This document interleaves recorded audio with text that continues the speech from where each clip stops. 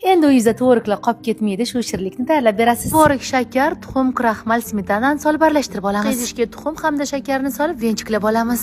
Shakar erigach o'simlik yog'i eritilgan sariyog' pyuremilki smetanasini solib yaxshilab aralashtiramiz. Ketidan un, razrıhlitel kakaoni elakdan o'tkazib solib yaxshilab venchikda aralashtirib olamiz. Xohlasanglar listda, xohlasanglar qolipda pishirib olsanglar bo'ladi. Birinchi bo'lib kakaoli xamirimizni yarmini solamiz. Tekislar ketidan tvorogli massani solib tekislaymiz. Olcha mavsumida danagidan tozalangan olchani ayamasdan soling. Qolgan xamirni ham solamiz va tekislab olamiz. Qizib turgan pechga pishirish uchun yuboramiz. Pirogimiz sovigach ganash qo'yamiz. Ganash uchun qaymoq hamda shokolad kerak bo'ladi. Men har doim pyuremilkini sut mahsulotlaridan foydalanaman. Sizchi? Sovigan pirog ustidan ganashni quyamiz. 10 daqiqa ganash qotguncha xolodilnikka qo'yamiz va isitishtiramiz, ya'ni bo'laklarga bo'lib olamiz. Retsept tayyor, etib yoqqan bo'lsa, nodirangizni duo qilishni unutmang.